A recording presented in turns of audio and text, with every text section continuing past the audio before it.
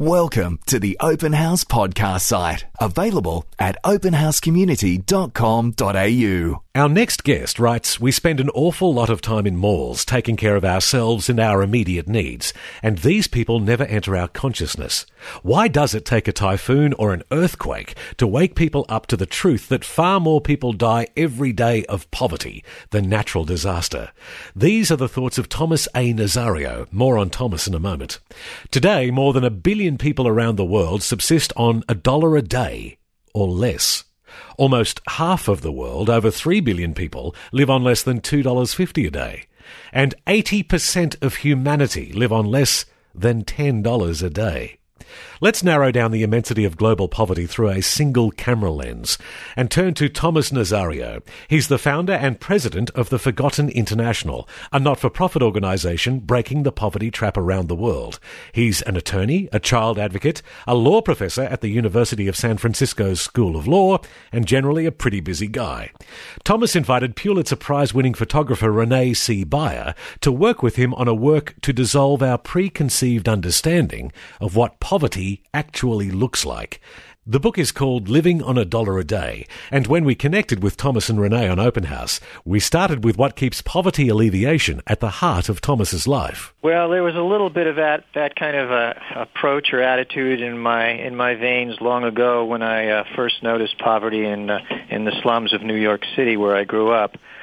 But it also came about later when I began to travel for the United Nations and NGOs around the world and just discovered that so many people around the world have so little, live on streets, and essentially been forgotten by either their communities or the society that they live in or their families, and they absolutely have nothing. And it was just multiple ways in which I was disturbed, and I felt like I needed to try to do something. You could well have signed up to any number of different groups who are in this space. What led you to start an organisation in Forgotten International then? Well, I had done work with the Dalai Lama for about 15 years, and I've had several conversations with him about the notion of compassion and what compassionate people should be doing. And it just came to me that I wasn't doing enough. I had to kind of just create. It was essentially my own project, focused a little bit around some of my ideas and notions in life as to what works and what doesn't work in terms of alleviating poverty. And with his encouragement, we started the nonprofit and raised a little money, and now we seem to be doing at least a little good around the world. Renée, you'd had a long-standing relationship with the underprivileged and those living in poverty prior to Thomas and his team contacting you. How did you feel, though, when he did? Well, I've been committed to covering issues of extreme poverty domestically for over 30 years.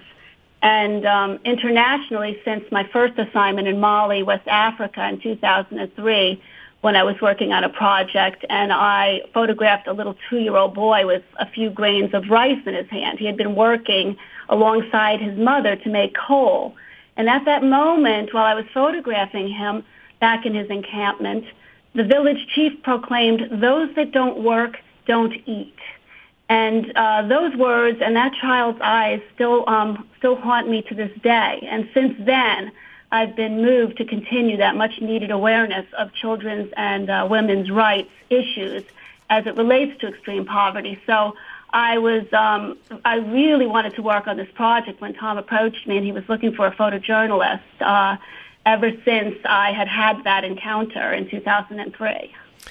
Thomas, given those mind-boggling figures of global poverty, how did you narrow down the countries and then the families to form the heart of living on $1 a day? Well, there were various factors that we used, of course. So one was just their locale and whether or not we could knock off several countries in one particular area of the world. But we did travel to 4 different continents, and we were looking for diversity. We wanted to not only find different ethnic groups, but also find and do stories on different issues that the poor face around the world, the different kinds of jobs they have, the different kinds of climates they live in, the different ways in which they simply try to get through life. And, of course, we wanted to spend a considerable amount of time with women and children, since a very large majority of those who live on less than $1 a day around the world are in fact, women and children. So those are some of the factors that we were looking at when we decided where to go and what kind of stories to capture. Poverty is such a utility word. Were there distinct expressions of poverty in each country that you visited? Well, I think I could take a shot at that. There are some economists that had tried to define a term called moderate poverty, which is actually people who live somewhere between the income brackets of about $2 to $5 a day. They often live in difficult conditions, but they often have at least access to some relatively clean water, some access to schools and education. In many cases, they may live in a little 5 by 10 foot room, but nevertheless, they often have electricity, may even have a little bit of a refrigerator, and even a TV in some cases. But we were really looking at what we call extreme poverty, and those people live on less than $1 a day, and they often have almost nothing at all. Some of them live under plastic tents, and they live really on the edge of life and death. In many cases, if something goes wrong with regards to a breadwinner or conflict breaks out or there's a famine or a flood in the area, many of them die, and those are the kinds of folks that we wanted to focus in on, and that's over 1 billion people, so that's a lot of people. Thomas, are there particular faces or stories that really are the byword for poverty for you as a result of this project? Well, one of the things that I think Renee and I came away with is very quickly understanding that most of the people we visited had the same kinds of hopes and dreams as we do. Most of them, if not all of them, are far more the same than different. And my feeling was that, once you got to know them, as that video pointed out, they essentially become your family. And in fact, in many ways, they are part of the human family. They're our brothers and sisters. The book, of course, comes with a foreword by the Dalai Lama. And the book is largely about compassion and caring. And so many of us have the ability and really wherewithal to actually help other people, but sometimes we don't take the time to do it. And this book encourages people to do just that. Renee, many of the kids that you've captured on film won't have had anybody pay the kind of attention to them that you did with your camera. How did you create a space where they were relaxed enough to share their life with you? Yes, we work very carefully with social workers and spending, time really is the essence of compelling photojournalism. These aren't snapshots. These aren't just a picture you take in a minute and then you move on. This is spending a considerable amount of time with each subject that's been photographed. So, I try to play with the children a little bit. I let them look in the back of my camera to make them feel comfortable. Those kinds of things. Slap them 5 if they know what slapping 5 is. Just little things that will help, get them comfortable with me and the camera. And also, like I said, working with a team that helps translate, if they're not able to speak English. One of the things that Renee and I watched her do this is, she will sit or stand or find a corner somewhere and stay there for hours and kind of blend into the background. And so before too long, people forget that she's there. And so she begins to just be anonymous and capture, the daily routine of a lot of folks that live in this kind of poverty without actually being noticed. Renee, many of your photos were painfully beautiful. In fact, I found myself superimposing the faces of my own children over those that you've captured through your camera. When you press the button, do you know that you've grabbed a perfect moment, or is it later in the process? A little bit of both, actually. A little bit of both, because you're so, the number one thing for me is respect for my subjects and taking that really needed time to immerse myself into their lives. And so I'm really consumed with, the sensitivity of the situation and when I'm making these images. And then sometimes when I do come back and I'm editing the film or the digital slide, as you might call it now, then I'm really seeing what I really captured. But yeah, it's a tough it's a tough one to call. But both cases. Both cases, I think I realize what I've captured, and it's all about making this connection with with the viewer and having them be able to see these pictures or be able to jump into these pictures as if it was their reality. So I'm always thinking about, wow, what I'm seeing, what I'm smelling, what I'm breathing or not being able to breathe, and how do I translate that into an image? That's an enormous amount of pressure to bear.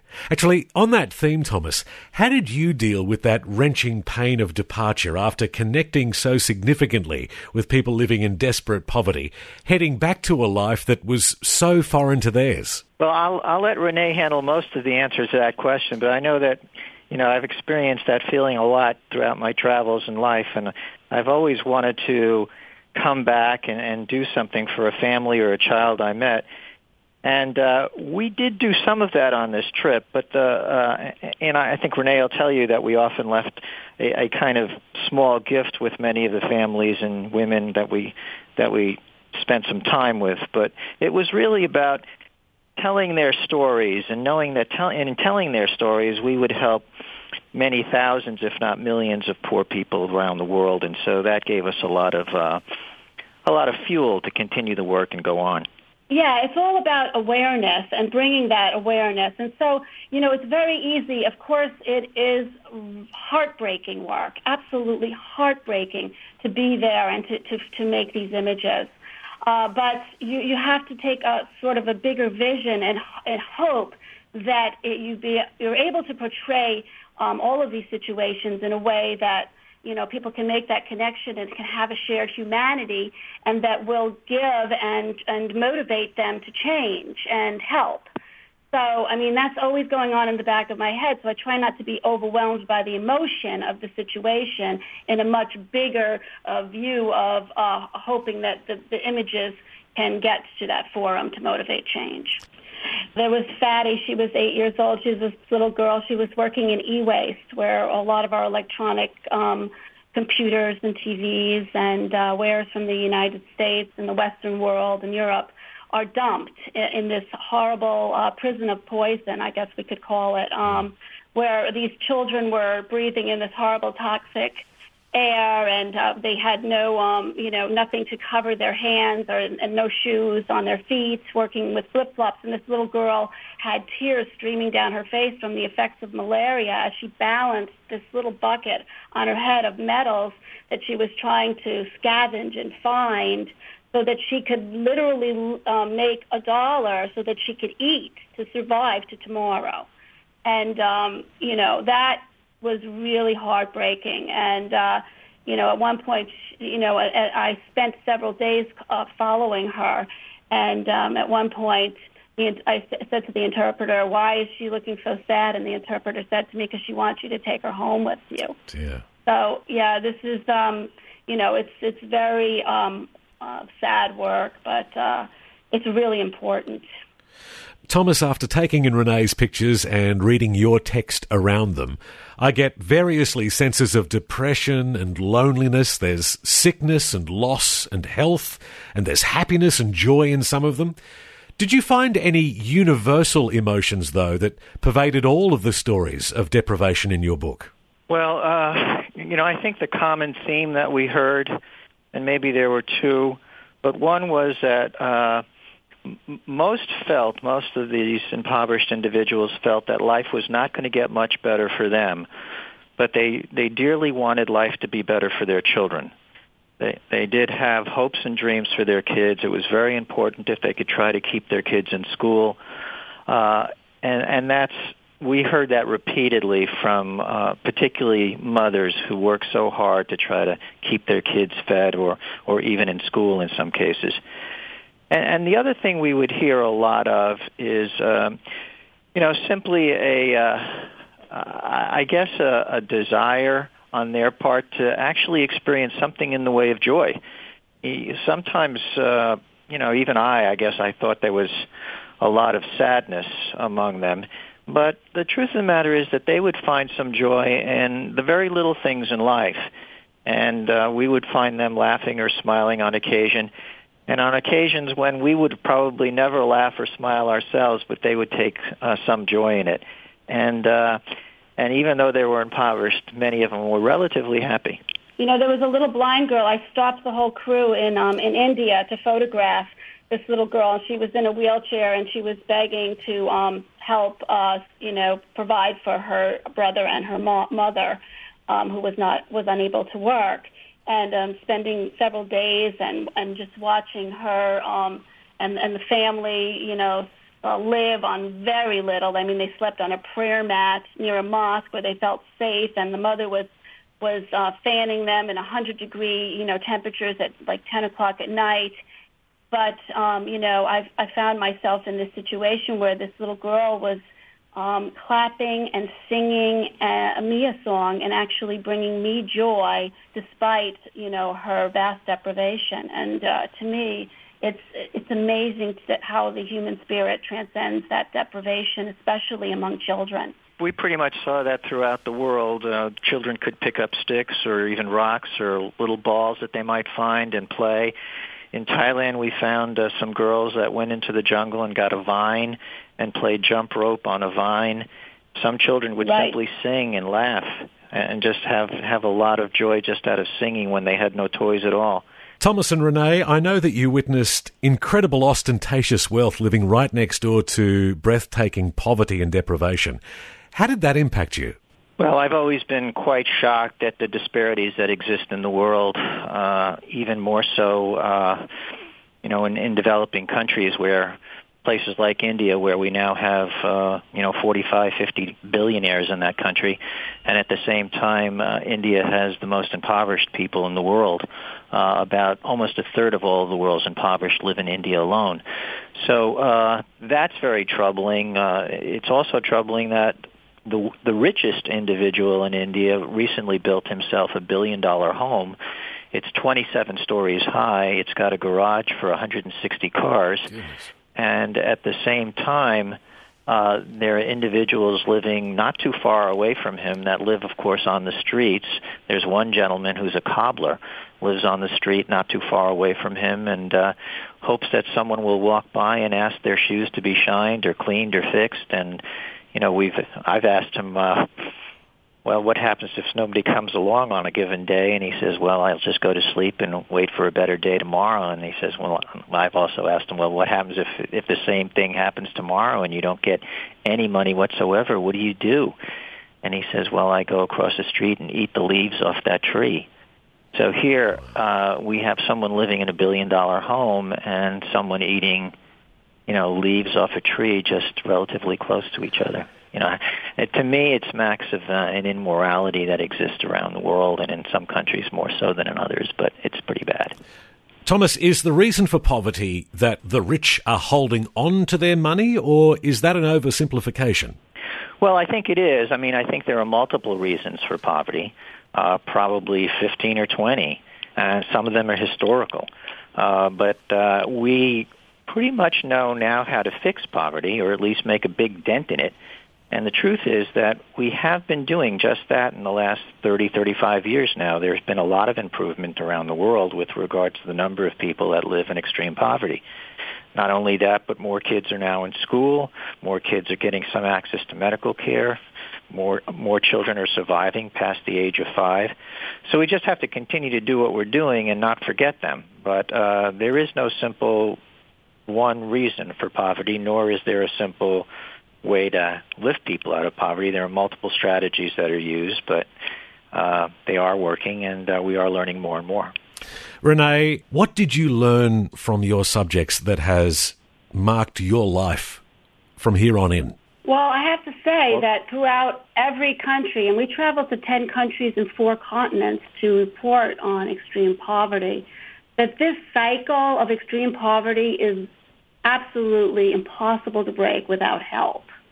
And so, the hope for this book, now that it is published, is to get it in the hands of the United Nations Millennium Development Goals when the team gets to the table for review, and so that it will have an impact because, that we have made great strides, as Thomas said, but to seriously wait another 15 to 20 years to when we've got 19,000 children dying a day under the age of 5 of preventable causes, that's too many. One is too many. And so I'm hoping that through this book and from what I've found, in my travels, that this will be a call to action to speed up this and to try to really eradicate extreme poverty, because people need us.